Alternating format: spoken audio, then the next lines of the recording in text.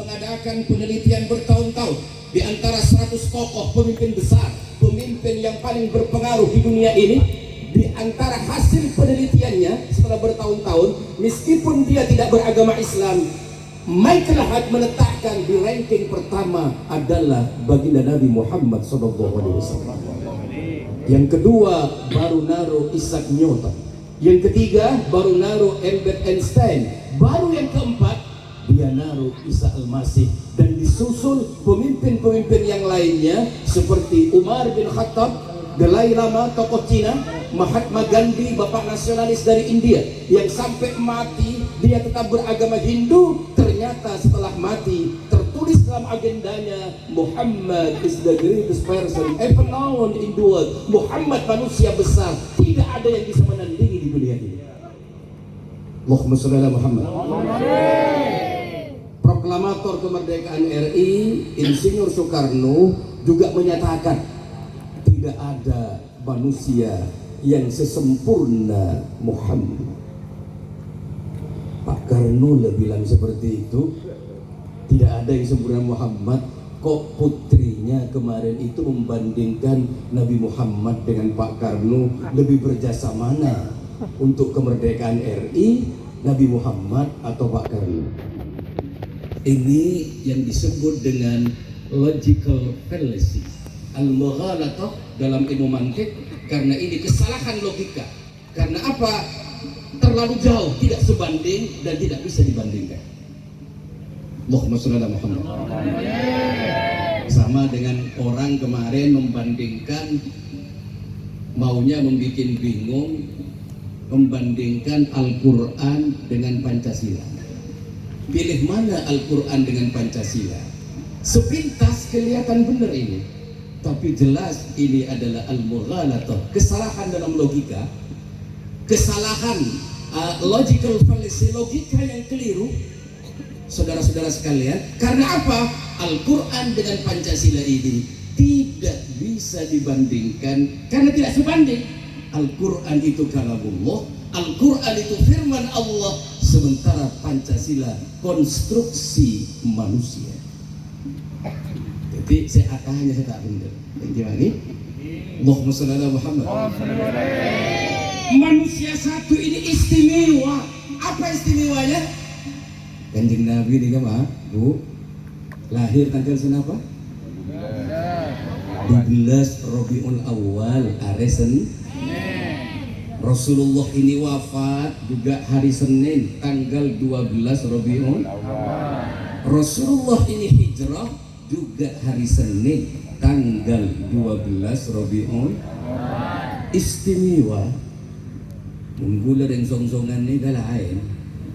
Lahir Kemis, mati Minggu, mati mancing boleh. Iki sambil mancing di rokokan mati. Iki Kanjeng Nabi nikah, lahir dan wafatnya, tanggalnya, harinya sama, bulannya sama, termasuk hijrah baginda Nabi Muhammad SAW. Ini yang pertama. Yang kedua, saudara-saudara sekalian, keistimewaan Nabi itu apa lagi? Ini yang hadir di sini cinta kepada Allah apa tidak ini? Cinta. Jawab pakai aja, cinta kepada Allah apa tidak? Cinta. Kalau kita cinta kepada Allah, syaratnya satu, harus cinta Nabi. Orang yang menyatakan dirinya cinta kepada Allah tapi tidak cinta Nabi, kata Allah, Allah mengatakan saya tidak cinta kepada orang itu, dan Allah tidak akan mengampuni segala dosanya.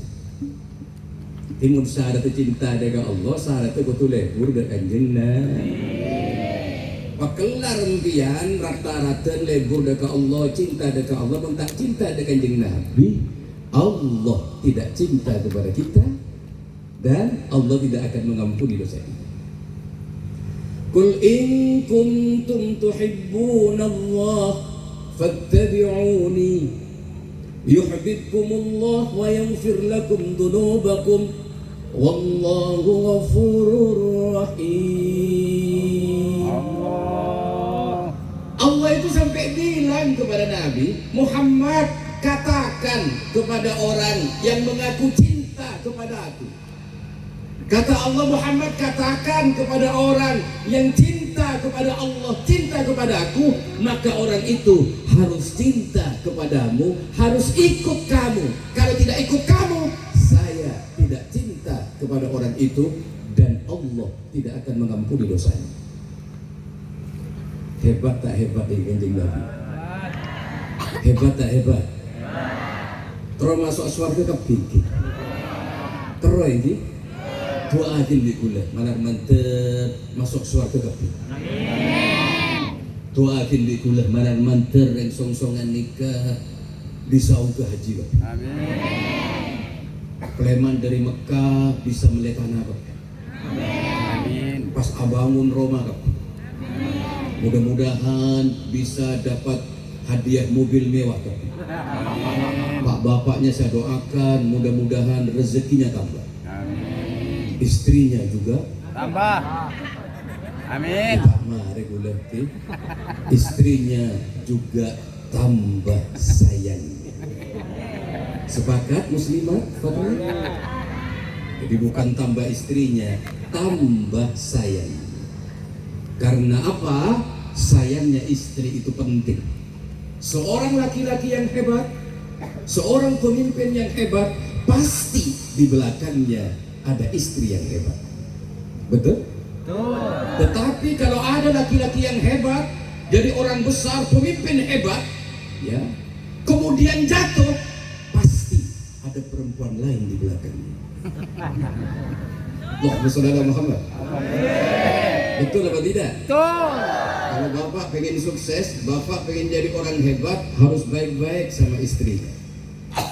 Ya Pak ya? Siap. Pengen istrinya bahagia? Pengen istrinya senang? Syaratnya 4. Kalau pengen istri kita senang, bahagia, kuncinya ada 4. Pengen tahu? 1, harus ada kunci rumah. 2, harus ada kunci mobil. 3, harus ada kunci berangkas. Yang 4, harus ada PIN ATM. Kalau 4 ini ada Pak, insya Allah istri kita senang, bahagia. Ya, ini sambil guyon saya, ya, biar gak ngantuk. Allahumma sholli ala Muhammad. Ya, jadi ini istimewanya Nabi-Nabi ini istimewa. Kalau pengen kita cinta kepada Allah, harus cinta Nabi. Apalagi hebatnya, kata Allah dalam Al-Quran, وَمَا كَانَ اللَّهُ لِيُعَذِّبَهُمْ وَأَنْتَ فِيهِمْ. Selama kita bersama Nabi, selama kita ini cinta Nabi, وَمَا كَانَ اللَّهُ لِيُعَذِّبَهُمْ وَأَنْتَ فِيهِمْ, Allah tidak akan menurunkan azab. Tidak akan diturunkan azab oleh Allah selama kita bersama Nabi. Wa ma kana Allahu mu'adzibahum wa hum yastaghfirun. Dan Allah tidak akan menurunkan azab selama kita beristighfar kepada Allah Subhanahu wa taala. Hebat ini Nabi. Cinta Nabi enggak ini? Cinta ya? Bagaimana caranya cinta kepada Nabi? Bagaimana caranya cinta kepada Nabi? Kalau kita ingin cinta kepada Nabi, salah satu caranya memperbanyak bersolawat kepada Nabi. Orang bersolawat itu Pak, Ibu, itu laksana orang yang sedang telepon dengan Nabi. Orang bersolawat itu laksana orang sedang WA-an dengan Nabi. Jadi orang yang baca sholawat ini langsung terekam masuk di grup WA-nya Nabi. Orang yang sering bersolawat ini tercatat dalam website besarnya baginda Nabi Muhammad SAW. Sehingga nanti di akhirat orang yang sering baca sholawat, sinyal sholawatnya kelihatan dan Nabi melihat. Yang muncul sinyal sholawatnya, Nabi akan mengajak bersama-sama masuk surga. Tetapi sebaliknya, kalau kita hidup di dunia ini tidak pernah bersolawat kepada Nabi, anti solawat, membid'ah-bid'ahkan orang yang baca solawat, pakai ning akhirat tekak lanyol manganyol. Kenapa bahasa Indonesia nyol manganyol nih kan? Ada Bahasa Indonesia nyol manganyol, bahasa Indonesia nggak pernah nyol. Dia mengada bahasa Indonesia. Dal mengada gitu ya. Bahasa kerennya cari muka. Oke? Meskipun nanti di akhirat dia cari muka ketemu dengan Nabi, di dunia tidak pernah baca salawat. Dal mengadal, nyul menganyol. Pas entar dengan kanjeng Nabi, ya Rasulullah, saya cinta kamu sejak di dunia. Dulu saya senang kepadamu, sering baca salawat. Nabi karena sinyal salawatnya tidak muncul, dilihat oleh Nabi di grup WA, ya Nabi. Dilihat di website besarnya. Ada ndak namanya orang ini? Ketika tidak tercantum namanya, maka Nabi tidak kenal dengan orang ini. Ini hebatnya bersolawat kepada Nabi. Pengajian saya naikkan lagi. terus. Bisa ya, saya naikkan lagi ya. Saya naikkan lagi satu strip lagi, oke? Oke, kalau Anda semangat, saya semangat. Saya kasih tahu, satu-satunya perintah Allah yang diawali oleh Allah dengan contoh, satu-satunya perintah Allah yang diawali oleh Allah dengan keteladanan, satu-satunya perintah Allah yang Allah melaksanakan perintahnya sendiri, itu cuma perintah bersolawat kepada Nabi. Allah ini tidak pernah melaksanakan perintahnya sendiri. Allah perintah sholat, Allah tidak ikut sholat. Allah perintah kita haji, Allah tidak ikut haji. Allah perintah apa saja, Allah tidak pernah mengikuti perintahnya sendiri. Cuma satu perintah yang Allah melaksanakan perintahnya sendiri dan diawali dengan contoh, diawali dengan keteladanan, yakni bersolawat kepada Nabi. Inna Allah wa malaikatahu yusalluna 'alan nabi ya ayyuhalladzina amanu sallu 'alaihi wa sallimu taslima. Sekoni saya nyampit neng song-songan rek cerek. Orang cerek ni kerja pun guru gula buriin jalan. Timun tak jeleng buriin cerek. Mun bade Quran ni bocah ngeter ateh nyebut asmana Allah. Nyampit tak nyampit deh. Ibu-ibu yang enggak jawab saya doakan suaminya kawin lagi. Inna Allah wa malaikatahu yusalluna 'alan nabi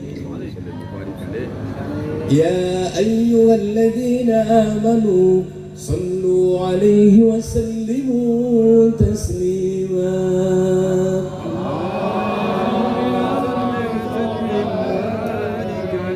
Allahumma shalli ala Muhammad. Sesungguhnya Allah dan malaikatnya ini bersolawat kepada Nabi.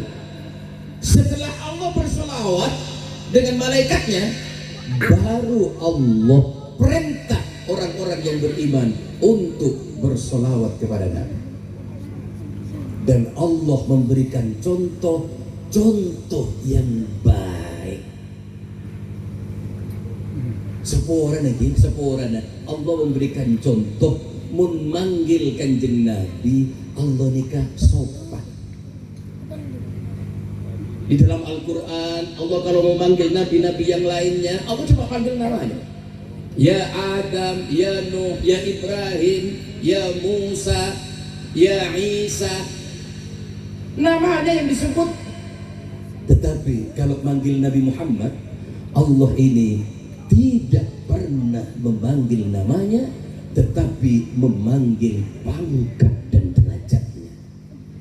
Allah ini Bu, Pak, kalau manggil Nabi, ya ayyuhan nabi, ya ayyuhar rasul, Laqad kana lakum fi Rasulillah uswatun hasanah. Kadang Allah menyebut namanya di awal, tapi diikuti dengan pangkat di belakangnya. Wa ma Muhammadun illa Rasul. Masya Allah. Allah lah memberikan contoh sopan dengan Nabi. Lemangkin itu. Mas orang, mas tak sopan dengan Nabi. Lebih sopan itu edit. Manggil kanjeng Nabi, mas tak sopan cukup Mat Muhammad. Ngaku Sayyidina letak dulu. Allahumma shalli ala Muhammad. Allah dah memberikan contoh yang baik. Dan kok kita kasar? Kata Allah, jangan panggil kau Nabi seperti memanggil temannya sendiri. Jangan, kata Allah. Luar biasa.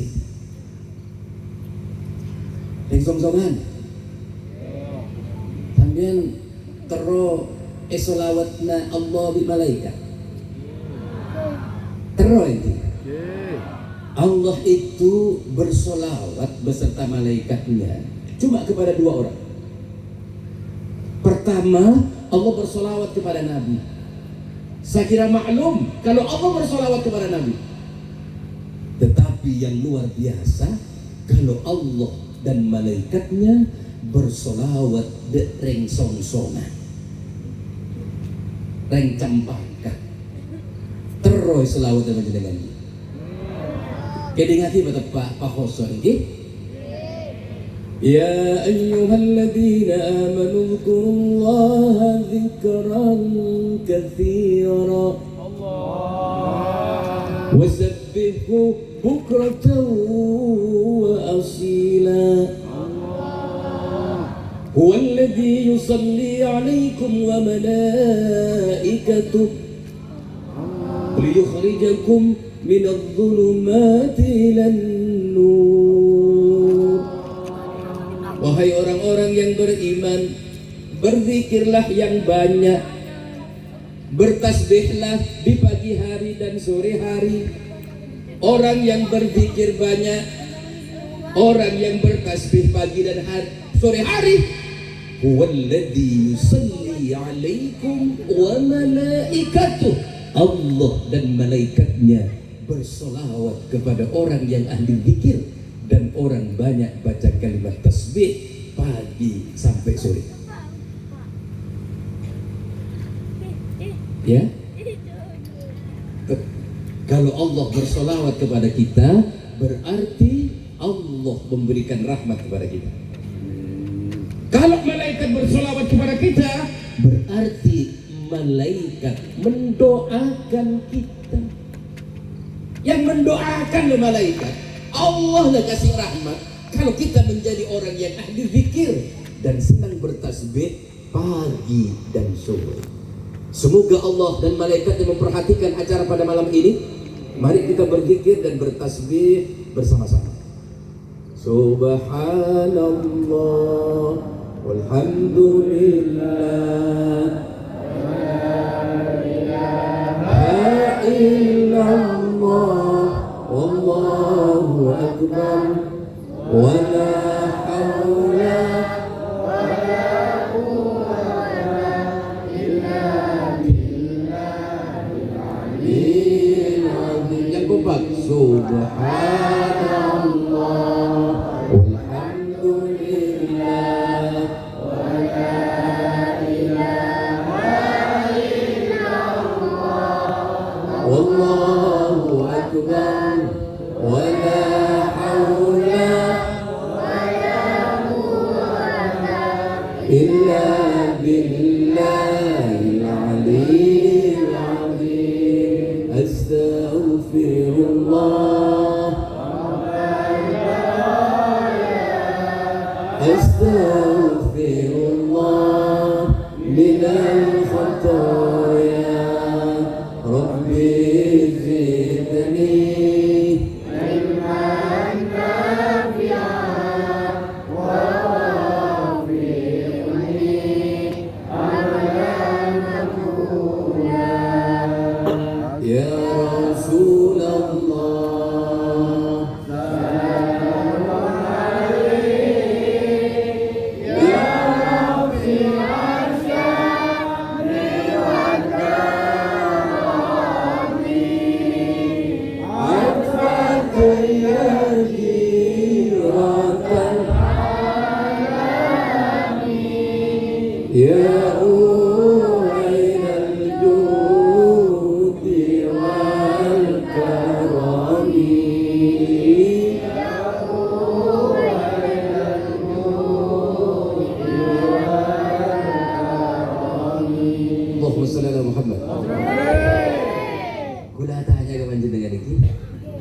Ini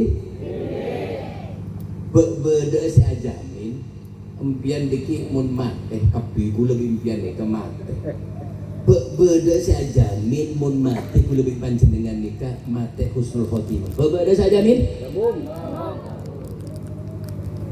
pola mun soki pas mun mate husnul khotimah beda si ajamin ada pola mun jadi pejabat mun mate pas husnul khotimah beda si ajamin pola mun jadi kiai mun mate pas husnul khotimah beda saja min ada.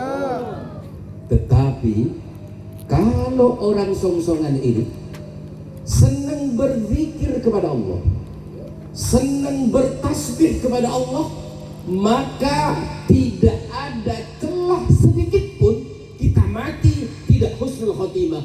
Pasti husnul khotimah kalau kita senang zikir dan bertasbih, karena yang menjamin Allah dengan malaikatnya. Allahumma sholli ala Muhammad. Luar biasa ini, bersolawat, berzikir. Jadi sinyal solawat ini saudara-saudara sekalian tidak hanya di akhirat, di dunia ditunjukkan oleh Allah. Saya kasih contoh, 2 contoh saja. Ada contoh di zaman old, zaman dulu. Ada contoh di zaman now. Apa zaman now? Zaman sekarang. Contoh zaman old, zaman dulu ada orang Arab Badui. Gandeng Madura Arab Badui ini kan Arab apa ya? Widui. Arab Widui. Seteleng enggak sedang. Di Arab dulu zaman Nabi ada orang Arab Badui. Ini kan kebetulan tepak orang Arab Badui saya cengel. Kenapa cengel nih kan? Cengkal. Ini meler. Mukom tak partah hajeun sudah dikasih tahu orang Arab Badui ini bahwa sudah ada nabi baru, ada utusan Allah yang bernama baginda Nabi Muhammad. Pakun tak partah aja. Oh kan cengeng nih kan, meler. Akhirnya satu saat orang Arab Badui dan cengeng nih melakukan perjalanan panjang.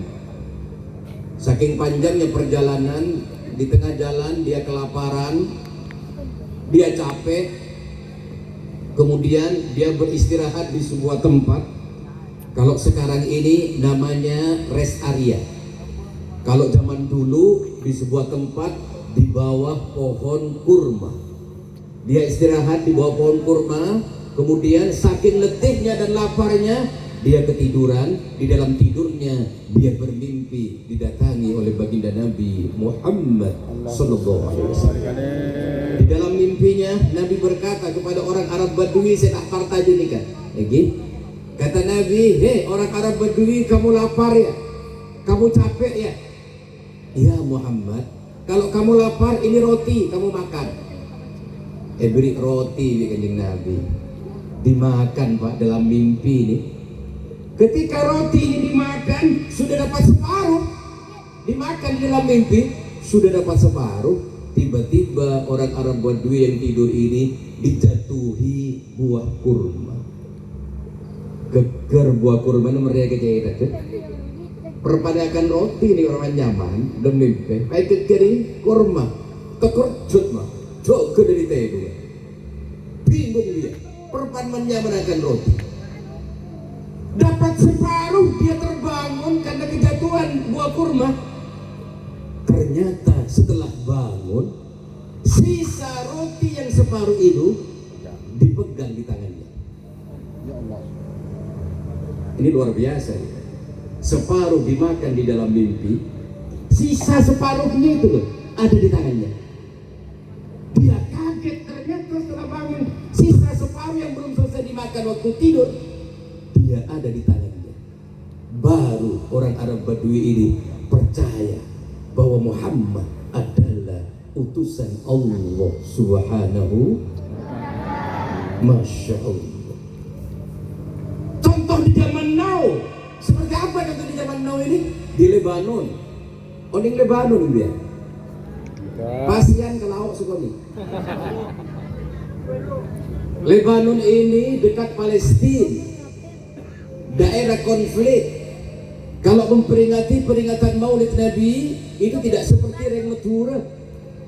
menerima Madura nih kayak gini, mulai dari kantor bupati sampai kantor lurah sampai membeda mulut kapi, madrasah masjid membeda mulut kapi, makin GP Ansor membeda mulut kapi, bahkan setiap Roma mulut kapi. Ini kayak Madura, tapi mun Lebanon karena daerah konflik amulut ini kan di lapangan.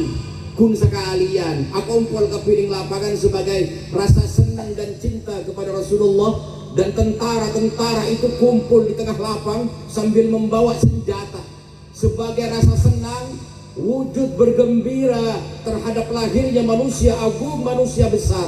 Tentara-tentara ini kemudian melakukan tembakan salvo ke atas, senjatanya ditembakkan semua ke atas sebagai unsur rasa senang. Mulai Madura pengajian sebagai rasa senang mau imtihan kasar nyomet percot. Kemudian Lebanon pas pistol aja bagi kata sebagai wujud senang. Apa yang terjadi? Ternyata ketika pistol ditembakkan ke atas, ternyata ada satu peluru ternyata nyasar. Ada peluru nyasar kena kepada kepalanya anak kecil yang sedang nonton peringatan maulid di atas rumahnya. Anak kecil ini langsung semaput, darah keluar banyak dari kepalanya. Ternyata anak yang semaput yang sudah jatuh ini kena tembak ini, ternyata anaknya orang Nasrani. Ibunya kaget melihat anaknya bersimbah darah, langsung dibawa anak ini ke rumah sakit yang paling top di Lebanon. Langsung dimasukkan ke ruang operasi. Dokter sudah mengelilingi anak ini, harus segera dioperasi ini. Kalau tidak, anak ini bisa mati. Ketika dokter ini sudah mengelilingi anak di meja operasi itu, tiba-tiba dokter mengambil keputusan kontroversial. Kata dokter ini, operasi tidak bisa dilanjutkan. Operasi tidak bisa saya lakukan. Karena apa? Pendarahannya terlalu banyak. Meskipun dioperasi tidak mungkin berhasil. Anak ini harapannya tipis. Ibunya langsung dipanggil sama dokter itu. Ibu, mohon maaf, operasi tidak bisa dilanjut. Anak ini harapan tipis, terlalu banyak darah.